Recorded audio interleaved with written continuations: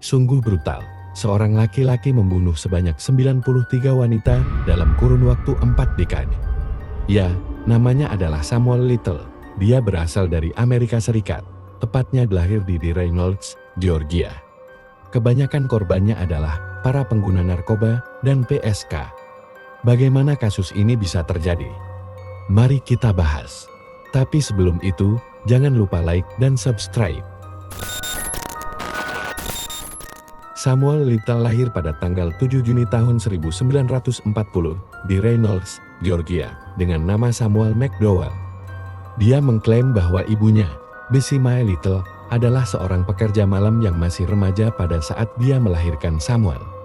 Pada saat ibu Samuel melahirkannya, ibunya sedang berada di penjara karena sebuah kasus.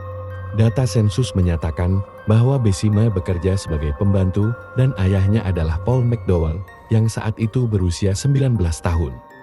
Setelah kelahiran Samuel, keluarga Little pindah ke Lorain, Ohio, di mana ia dibesarkan terutama oleh neneknya, karena Samuel ditinggalkan atau diterlantarkan orang tuanya saat dia kecil. Dia mulai bersekolah di SMP Hawthorne di Lorain, Ohio, di mana dia mengalami masalah dengan kedisiplinan dan prestasinya. Samuel mulai memiliki fantasi yang aneh pada saat dia mulai beranjak dewasa, yaitu pada saat gurunya memegang lehernya. Pada saat itu Samuel mulai merasa ada rangsangan dalam dirinya, dan pada saat itulah dia mulai tertarik dengan leher wanita. Dia mulai mengumpulkan majalah kriminal yang menggambarkan wanita yang sedang tersedak. Mungkin wanita yang sedang kesakitan karena tercekik atau sebagainya.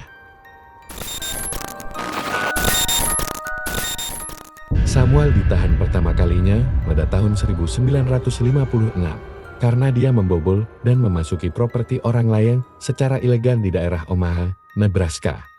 Samuel ditahan di sebuah lembaga tahanan khusus remaja.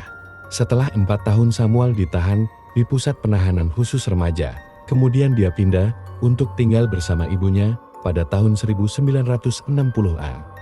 Pada saat dia tinggal bersama ibunya, dia sempat bekerja sebagai petugas ambulan dan petugas pemakaman. Sebelum akhirnya dia mulai berpindah-pindah tempat tinggal di berbagai negara, dan di waktu inilah Samuel mulai lagi terlibat dengan banyak pelanggaran hukum seperti kasus narkoba, penipuan, perampokan, pemerkosaan. Salah satunya, pada tahun 1961, Samuel dijatuhi hukuman 3 tahun penjara karena membobol toko furnitur di Lorain. Dia dibebaskan pada tahun 1964. Dan pada tahun 1975, dia telah ditangkap 26 kali di 11 negara bagian karena kejahatan, termasuk pencurian, penyerangan, percobaan pemerkosaan, penipuan, dan penyerangan terhadap pejabat pemerintah. Samuel sempat terlibat dengan beberapa kasus pembunuhan, akan tetapi Samuel berhasil bebas.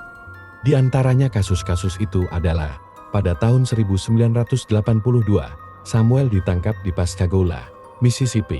Dia didakwa atas pembunuhan Melinda Rose Elpre yang berusia 22 tahun, yang hilang pada bulan September tahun itu.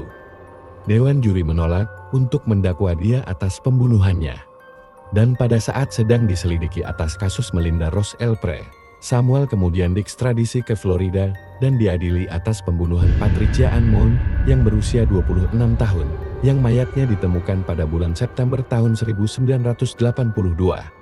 Jadi sebelum kasus Melinda Rose Elpre selesai, Samuel Little didakwa dengan kasus pembunuhan di negara lain, yaitu di Florida, dan terpaksa harus dipindah ke negara tersebut untuk diadili dan diselidiki. Saksi penuntut mengidentifikasi Samuel di pengadilan sebagai orang yang menghabiskan waktu bersama Moon di malam sebelum dia menghilang. Akan tetapi, karena ketidakpercayaan terhadap keterangan saksi, Little dibebaskan pada Januari tahun 1984. Lagi-lagi Samuel bebas secara beruntung.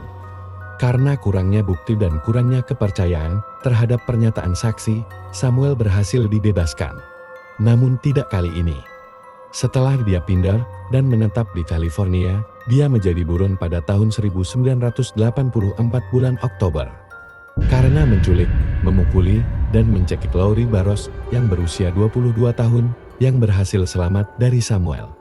1 bulan kemudian, dia ditemukan oleh polisi di kursi belakang mobilnya bersama seorang wanita yang tidak sadarkan diri, yang juga dipukuli dan dicekik di lokasi yang sama dengan percobaan pembunuhan terhadap Barros. Setelah dibebaskan pada bulan Februari tahun 1987, Samuel hanya menjalani hukuman 2,5 tahun penjara karena kedua kejahatan tersebut. Sangat singkat untuk kejahatan yang sangat brutal. Dan sungguh hukuman yang sangat tidak sepadan.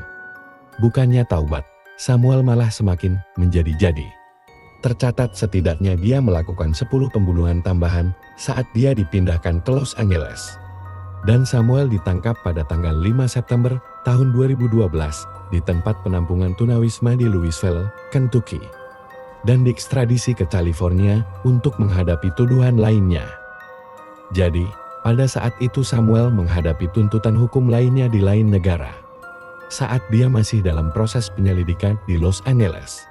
Kasusnya bertumpuk-tumpuk, karena memang Samuel telah melakukan banyak pembunuhan saat dia berpindah-pindah negara.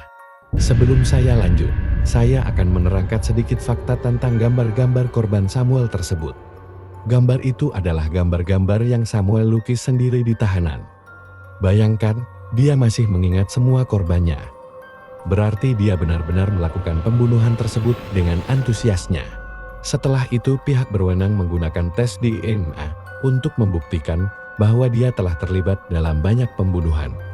Di antaranya adalah pembunuhan Linda Alford yang dibunuh pada tanggal 13 bulan Juli tahun 1987. Guadalupe Duarte Apodaca dibunuh pada tanggal 3 September tahun 1987 dan Audrey Nelson Everett dibunuh pada 14 Agustus tahun 1989. Ketiga wanita tersebut dibunuh dan kemudian ditemukan di jalanan Los Angeles. Dia diekstradisi ke Los Angeles, di mana dia didakwa pada tanggal 7 Januari tahun 2013. Beberapa bulan kemudian, polisi mengatakan bahwa Little sedang diselidiki atas keterlibatannya dalam 3 lusin pembunuhan yang dilakukan pada tahun 1980-an. Jadi, setelah 3 kasus pembunuhan wanita sebelumnya, ada banyak kasus lagi yang mulai terungkap. Lambat laun korban Samuel semakin banyak. Dan polisi juga semakin intens menyelidiki kasus Samuel ini. Sehubungan dengan keadaan baru di Mississippi, kasus pembunuhan Elpren dibuka kembali secara total dan menyeluruh, serta penyelidikannya semakin melebar. Samuel diuji atas keterlibatannya dalam 93 pembunuhan perempuan yang dilakukannya di banyak negara bagian Amerika Serikat.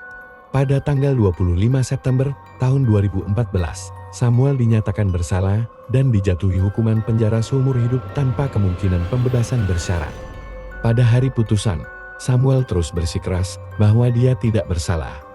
Sebelum kematiannya, Samuel menjalani hukuman di penjara negara bagian California, Los Angeles County. Pada tanggal 9 November tahun 2018, Samuel mengaku melakukan pencekikan fatal terhadap Melissa Thomas pada tahun 1996. Pada 13 November tahun 2018, Samuel didakwa dengan pembunuhan Denise Christie Brothers pada tahun 1994 di Odessa, Texas. Samuel mengaku bersalah atas pembunuhan Brothers pada tanggal 13 Desember dan menerima hukuman seumur hidup lagi. Semakin banyak pengakuan yang dilakukan oleh Samuel, semakin bertambah juga hukumannya. Jaksa wilayah Ector County, Texas, dan kantor Sheriff Wise County, Texas, mengumumkan pada 13 November bahwa Samuel telah mengakui lusinan pembunuhan dan mungkin telah melakukan lebih dari 90 pembunuhan di 14 negara bagian antara tahun 1970 dan tahun 2005. Masih banyak lagi pengakuan yang dia ungkap setelah tidak adanya harapan lagi untuk dia bebas. Entah karena dia sadar atau sudah pasrah atas hukumannya. Yang jelas Samuel adalah hewan buas yang membunuh korbannya dengan hasrat sensualnya yang tidak normal, yaitu dia merasa terangsang atau bergairah saat dia mencekik korbannya. Ya, karena semua korban Samuel dibunuh dengan cara dicekik dan kemungkinan juga disetubuhi, entah sebelum atau sesudah korbannya meninggal. Selalu berhati-hati dan jangan pernah memulai untuk mencoba-coba narkotika. Bisa saja jika kalian mencobanya, kalian akan bisa menjadi korban atau malah menjadi tersangkanya. Karena narkotika akan selalu membawa keburukan. lebih-lebih bisa menimbulkan suatu kejahatan. Dan jika mulai ada hasrat aneh atau hasrat di luar nurul logika, segera konsultasikan dengan keluarga atau psikiater. Karena itu memang perlu dan wajib. Terima kasih telah menonton pembahasan saya kali ini. Jangan lupa untuk subscribe, like, dan tinggalkan jejak kalian di kolom komentar. See you on the next video.